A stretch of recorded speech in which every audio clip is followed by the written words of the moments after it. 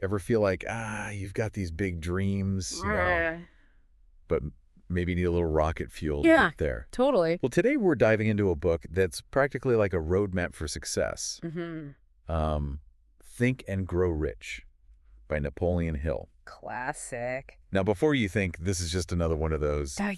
get-rich-quick schemes, Right. trust me, Yeah. it's way deeper than that. It is. You're right. It's not about those shortcuts. Right. This book's been around for almost a century Wow. because it taps into something timeless, Okay. the power of your mindset.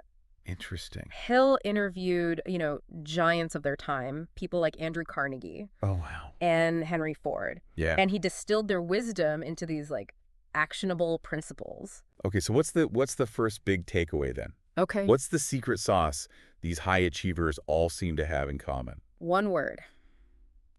Desire.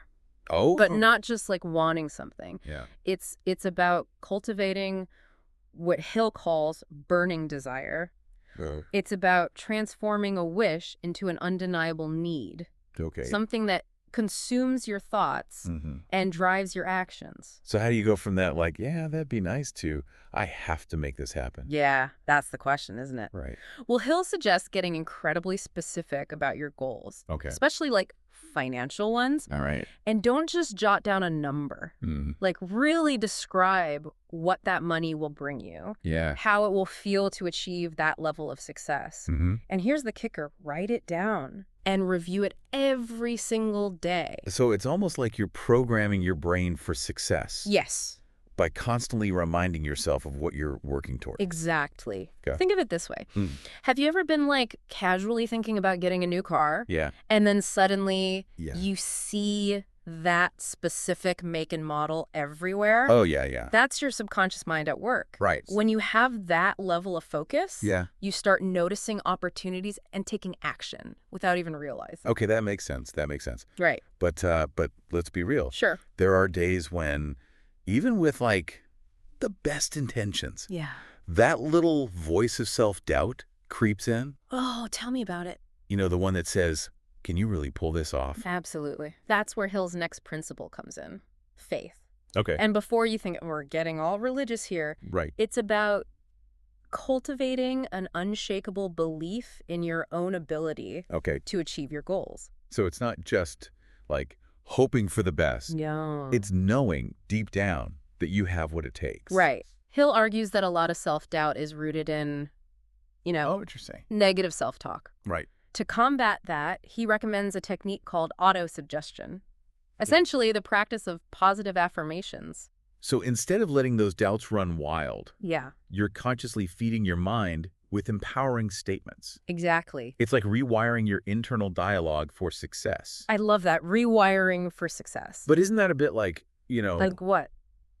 toxic positivity? Okay, I see what you mean. Ignoring the real challenges. That's a common misconception. Uh-huh. Hill isn't advocating for, burying your head in the sand. Right, right. It's about acknowledging that obstacles will arise. Okay. But instead of letting them paralyze you, Yeah. you face them head on with the belief that you can and will overcome them. Right. So it's about shifting your perspective from what if I fail to how will I overcome this and succeed? Precisely.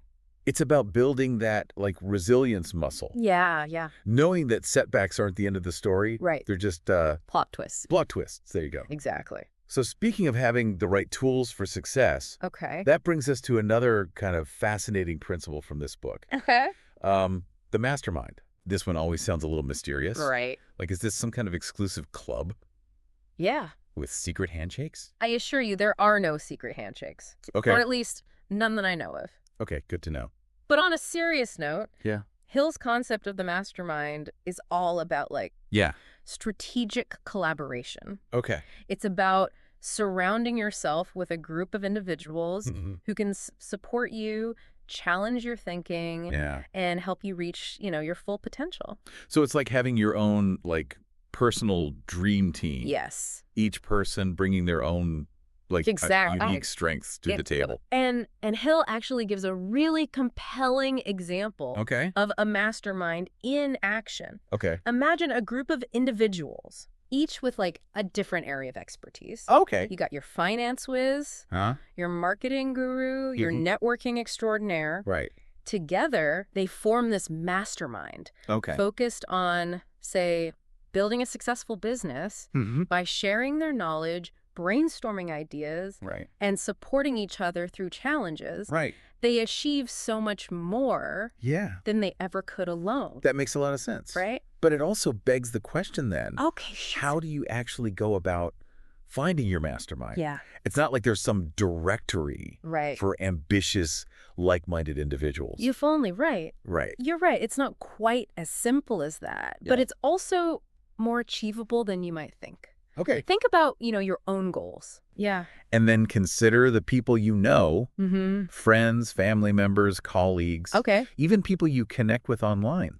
Oh, interesting. The key is to identify individuals who share your ambition, who are willing to both give and receive support, and who you trust to provide, like, honest feedback. So it's not necessarily about just finding people who are experts in your specific field. Exactly. But rather connecting with those who resonate with your drive and your vision. Absolutely. Okay. It's about finding people who, like, energize and inspire you. Yeah. People who push you to think, bigger and bolder. Right. And who knows? And you know what? Yeah. Your mastermind might even look different depending on the goal. You might have one mastermind, like, for your career aspirations. Right.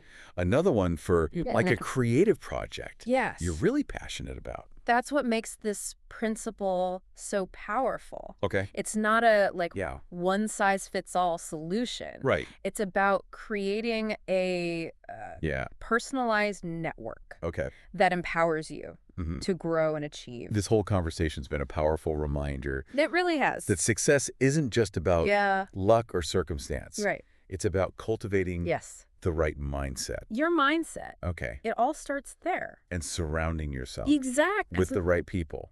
Think and Grow Rich isn't just a book you read. Oh, definitely not. It's a book you apply. Okay. It challenges you to take those principles and put them into action in your own life.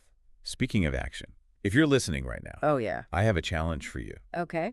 Think back to what resonated most for you. Yeah. From today's deep dive. Hesh.